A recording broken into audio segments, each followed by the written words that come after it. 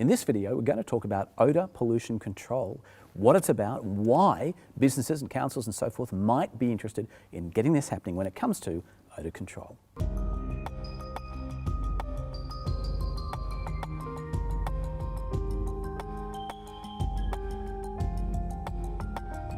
G'day Tony, how are you? G'day Tim, well thanks. So let's talk about odour pollution control. Let's start with what's that actually all about? Odour pollution control.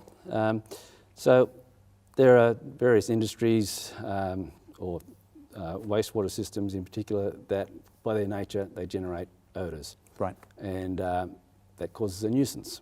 It causes a nuisance to the surrounding areas, to your neighbours, and when that happens then you might come under the attention of the regulators, which is something you don't want.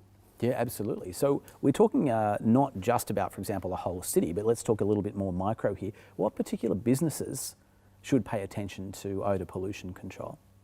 In businesses, there's various industrial processes, but things like abattoirs and tanneries sort of come to mind. Sure. And places like pet food production. But by and large, it's the most common one though remains wastewater treatment plants, sewer pump stations. But there's any number of industry out there that might generate odour as well. You've seen a lot of this over the course of the years. What happens when the wheels fall off, when people don't pay attention to this? You spoke about the regulators coming in. What happens in that circumstance? Yeah, you don't want to come under the attention of the regulators. It's going to be very distracting from running your business.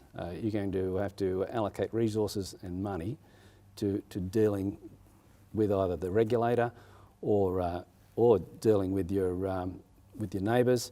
So that takes time, and of course once the regulator becomes involved, then you're looking at potential for fines and improvement notices. So they're going to force your hand and make you spend money and allocate resources to dealing with odour control. So better to keep on the front foot, I imagine. With that in mind, if that's the negative, if that's what happens when the wheels fall off, what benefit can it have for a business to actually really have effective odour pollution control?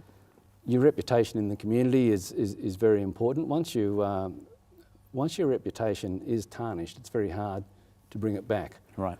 And similarly, once a regulator is involved, then you're on that merry-go-round. The ideal situation is to avoid that, to be proactive, understand that you have a problem that needs to be resolved, and take the action that needs to be taken yourself before others tell you that you need to do it. Start ringing around and causing problems for you. Yeah. You spoke about tanneries, for example. You spoke about pet food.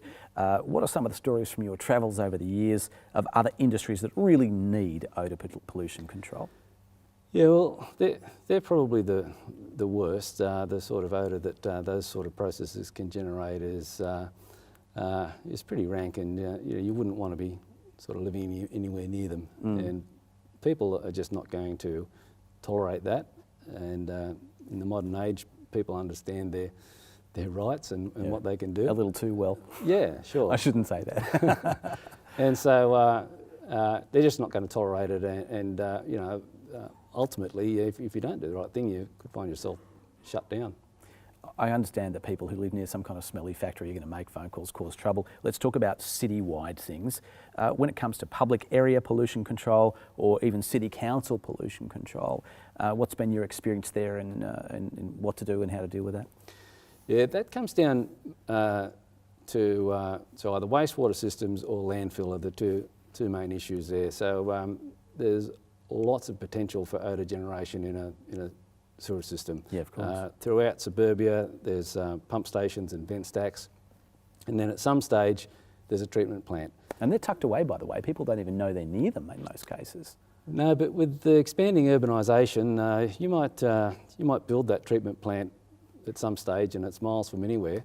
But then encroaching urbanisation, then you find that all of a sudden there are actually houses and people living right nearby, too close.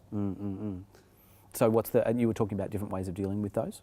There's when it comes to odour control, there's no panacea. There's no sort of magic pill. There's a lot of different mechanisms for odour generation and a lot of different technologies and that are used and processes that are used to deal with them. So you need to be able to look at all of those different options and determine just what is the right one for that particular problem. Thanks very much, Tony. For those of you who'd like to find out more, please visit us online at the Bullbeck Enviro website, bullbeckenviro.com.au. Feel free to send us an email, give us a call. We'd be more than happy to answer any of your questions and help as much as we can.